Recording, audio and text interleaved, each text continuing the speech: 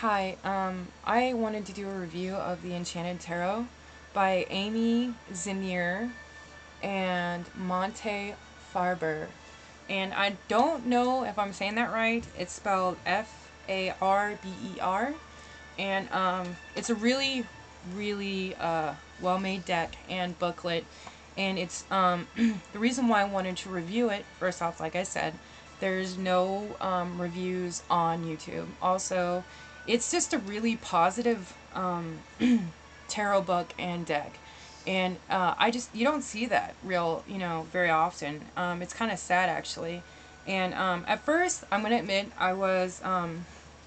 the deck does a thing where basically they don't have any reverse meanings. So basically, or, definitions, or like, when you do a reading, if there's a card that's upside down, that means something supposedly. But with this deck, it doesn't. And at first, I really didn't like that. But after I really started reading the book and the cards, it didn't bother me. I think it's better in a way because you don't have more things that are just, all jumbled. Oh, well, this is, upside down, so this must mean this or whatever, It's just straightforward, this is, this is it, and this is what you can or can't do.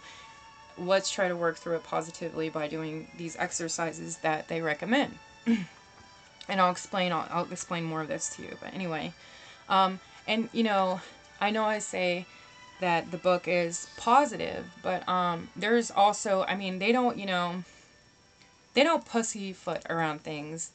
They still kind of, they get straight to the point, and they do have dark stuff in there. So, but they try to tell you how to work through it. So anyway, here, I'll give you an example, and I may read this, you know, kind of awkwardly, and I apologize for that, but I'll read a couple things to you from a card, and then I'll show you some of the cards and the deck.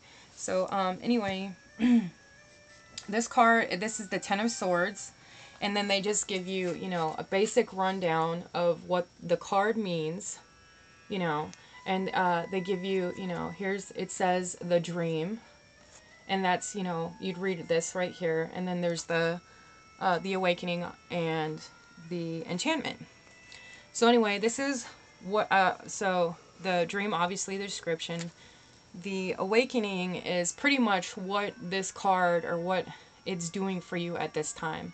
What's going on with this situation and whatnot. And then this bottom thing is like, okay, here, let's fix it, and this is how we can do it. So here, I'll read those three parts, and then, you can get an idea of how the whole book and the cards work. Okay, Ten of Swords, Ruin. The dream. The worst seems to have happened, a devastating loss. Lightning has struck, and an unconscious child lies in the arms of her heartbroken mother. The jagged bolt from the blue has in a moment rent the fabric of life, and life itself seems to have spun out of control. But above and beyond stretches the starry universe, the eternal silvery silence of the galaxy looks down and forces the acceptance of fate. Some things are beyond control. At a time of devastation and abandonment, there must be endurance. Living continues beyond personal destruction, and the suffering is lessened. The hopes and dreams of the past are no more. The tears, grief, and sorrow and ruin may be the result of karma, but difficult as it may seem, the woman can gain the strength to endure from the fact that there is always new birth after loss. No words can truly comfort here, only time and the perspective it brings. So see, it's maybe positive, most of these cards and stuff, and the recommendations, the affirmations and stuff, but they still go into how dark, or what, dark situations throughout the book. And it's usually the swords, but, yeah, swords are usually that way anyway. And then it goes into the awakening and how, just kind of what this card is doing for that person. So here, this says, when you are terribly afraid that things will not work out, that ruin and despair will beset you, you must let go and let God. Accept that this struggle must end, and blessed release will come at its finish. Healing a wound this deep may require outside professional help. Do not attempt alone.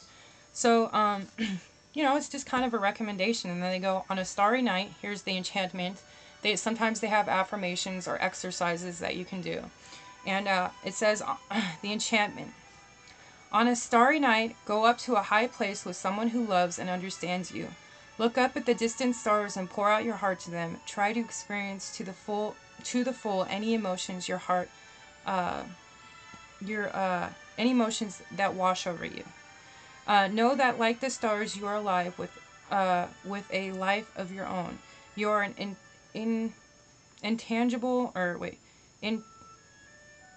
integral part of this timeless beauty. It is within you at every moment. Those we call saints, the countless women and men who have also suffered yet pierced the veil of the mortal plane, have not deceived us over themselves.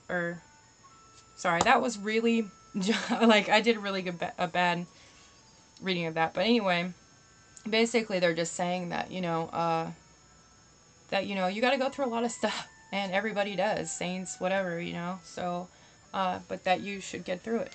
Anyway, so that's just a basic idea, and I think that's I haven't seen any decks that do this where they're just like, you know what, this sucks, here's your problem, here's how you can fix it, or and this is what's going on. So that's I think that's really great, and the artwork is really pretty for the deck. This is basically it's got like this whole really bright, colorful feeling to it.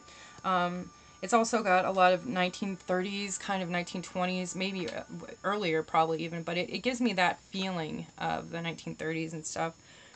And but then there's also stuff like this where there's like a neon pink zebra background. So it's very bright, colorful, positive kind of imagery and illustrations, and I like that. So that's what the book looks like. Here's the actual cards. I found for me, sorry, there's the star. I think, yeah, that's the star. Wow, I'm really not. Anyway, that's the star. And, I think I found that these cards are kind of awkward for me. I guess that's that way with any tarot card, though. I can't shuffle them. The size is what I'm saying. The size is awkward. But other than that, I really like this deck. Basically, art, colors, positive feeling I get from it. I find that the cards' illustrations are really easy for me to figure out. For some people, it might not be the same because there's so much imagery going on. There's so many different little things in every card that it might be hard to figure out. But for me, I found it pretty straightforward. So, yeah. But, yeah, it might not be for you. And anyway, I hope anybody who watched this got a good idea of what the deck is like. If you want, I can try to get more, can try to do a video of every individual card. Or I can just do one of all the major cards. So anyway, hope you enjoyed, and I really hope that you pick this deck up if you can find it anywhere. I got it at Barnes & Noble, and I haven't seen it since, and I think it's a shame that no one has done any reviews or that I haven't seen it since then. So please pick it up if you like positive things and positive, pretty things. Alright, thanks. Bye.